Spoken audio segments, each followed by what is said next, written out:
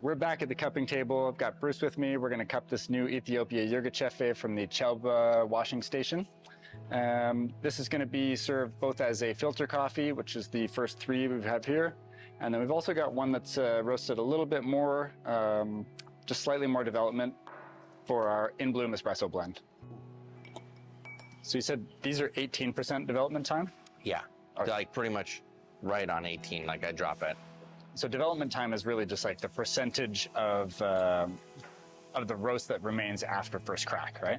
Yeah, so after first crack, all the heat can kind of like penetrate throughout the bean. So yeah, 18% of the roast to that. And first crack is really just the moment where the moisture in the coffee bean itself, from rising temperature, it reaches a boiling point and it cracks the bean open. Yeah. One of the main reasons that that we tend to lean into less development for our filter roasts versus more development for our espresso roasts is just knowing how that coffee is actually going to be brewed. Like, we are preserving some of the nuanced character by using less development time, but also just knowing that if someone's going to brew a batch of filter coffee with this versus an espresso with this, the brew time for of a batch of filter coffee might be anywhere from 4 to 6 minutes. The brew time for a shot of espresso is 30 seconds, give or take.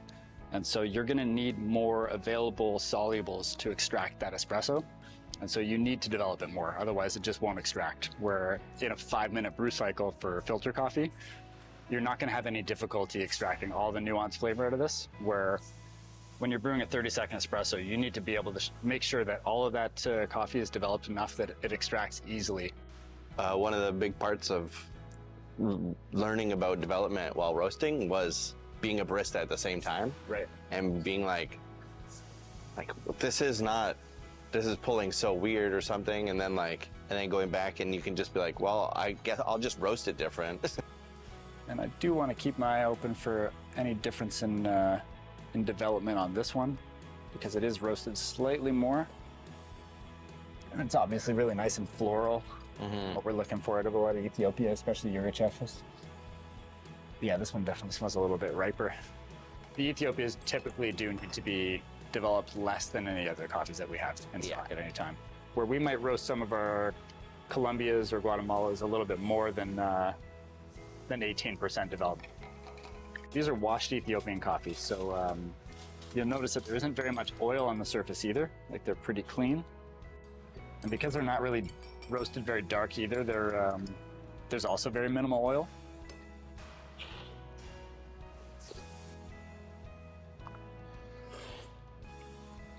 Yeah, we're getting a lot of really nice, like, kind of key lime pie sort of flavors off of this one. Yeah. It's creamy, it's not too citrusy, it's really subtle but sweet. And then this is starting to show a bit more of like some of that character as well, but a little bit more like rounded out with like some grape, like some purple grape. Yeah, it's really juicy. Yeah, it's super juicy.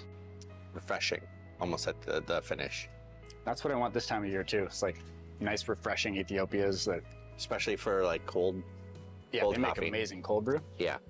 I think that's like kind of one of the undersung parts of In Bloom is that it makes some of the best cold brew. Like, it's super juicy, heavy bodied, but still really refreshing, perfect for summer. Yeah.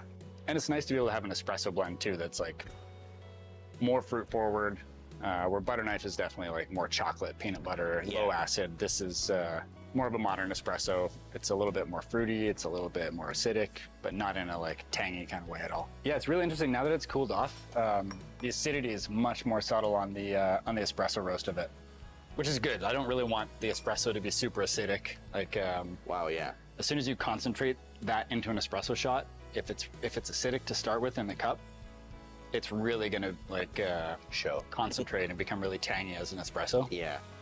I feel like I could push this even a little bit more. I think so, yeah. Yeah, like I think it could actually maybe go like a point higher. Yeah, and then that one go a little. It could probably even go a little bit further. I think so, yeah. It's still like it doesn't taste dark or smoky at all. We'll end up changing our taste notes on this new In Bloom because we have the new Guatemala and new Ethiopia. The Ethiopia is really like grapey. I think we can change this up so it's going to be more like Concord grape and like toasted hazelnuts. I think those are the two most dominant flavors in those two coffees. Right. Which, when you concentrate them down as an espresso, that's really what you're going to pick out of it. Yeah. Where this is like chamomile, key lime pie, butterscotch. That's what I taste.